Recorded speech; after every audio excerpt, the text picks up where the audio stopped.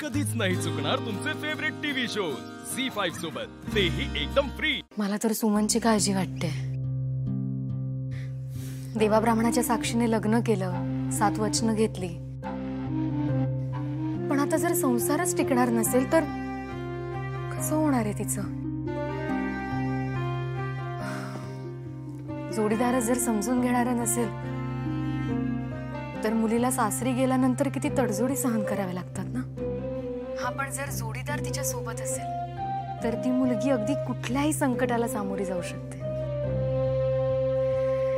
Sir बघा ना, मी किती नशीबवान आहे, माझ्या आयुष्यात तुमच्यासारखा जोडीदार आहे। ऍक्च्युअली निशी, आय एम लकी। एवढं सगळं झालं तरी तू मला साथ दिलीस। तुझ्याबद्दलचा माझा डिसिजन वॉज 100% राईट निशी।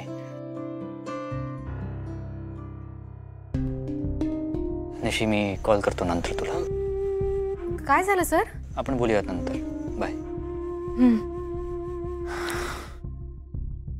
नीरज थांब, जेवायला चल ना। तू जेवण घे, मला काम आहे जरा। ठीक आहे, मी थांबते। तुझं काम झालं की सांग। तुला थांबायची गरज नाही, तू जेवण घे। नीरज, असं का वागतोयस तू माझ्याशी? मी स्वतः बदलण्याचा प्रयत्न करतेय ना। तू शिरकेला स्लॅप केलंस, त्याला घराबाहेर काढलंस। तुला जर असं वाटत असेल की तुझं हे वागणं बघून मी तुझ्या आधीचं वागणं विसरून जाईन तर यू आर रॉंग। तू जे काही केलंस ना ते इतक्या लगेच विसरणं माझ्यासाठी शक्य नाहीये। हे तर त्या डॉक्टरांनी सांगितलं की तुझ्यासोबत कोणीतरी थांबायला हवंय, म्हणून मी थांबलो इथे। मी समजू शकते, माझ्या चुका पटकन माफ करण्यासारख्या नाहीयेत, पण मी तुझा राग शांत होण्याची वाट बघेन। तू मला पुन्हा त्याच प्रेमाने मॉम म्हणशील याची मला खात्री आहे।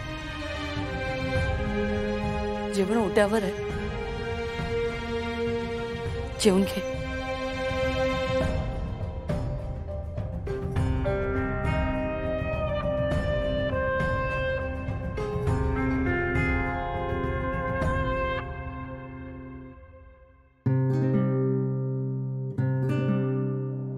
त्यानेही त्याचा स्वभाव बदलायला हवा ना, आणि त्याला जर तो बदलायचा नसेल तर हिने अशा माणसासोबत थांबणं बरोबर आहे की त्याला सोडणं?